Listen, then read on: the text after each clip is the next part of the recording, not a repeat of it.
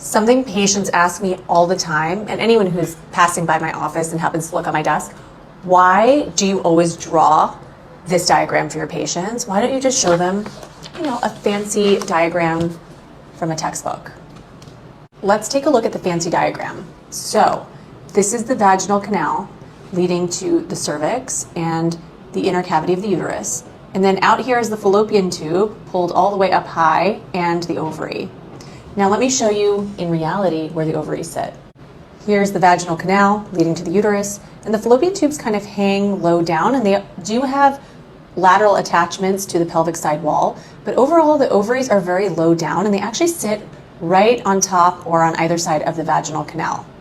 And you see these bubbles. These little bubbles are all of the baseline follicles, and when you stimulate them, those bubbles get bigger and the eggs that float inside are maturing. The location of the ovaries and the eggs they contain in relation to the vaginal wall is what makes it so easy to do an egg retrieval safely and quickly. If you see this ultrasound probe here, there's a needle guide attached, and under ultrasound guidance, we're able to put the needle through the vaginal wall directly into the adjacent ovary.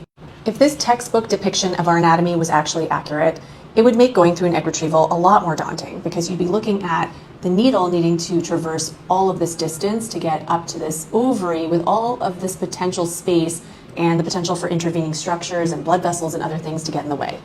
Now, everyone's anatomy is different, and sometimes you can have scar tissue or prior surgeries that lead to your ovaries being a little bit higher, and often while you're sleeping at time of egg retrieval, we may apply gentle abdominal pressure to bring the ovaries closer so they're more accessible and the procedure is done in a safe manner.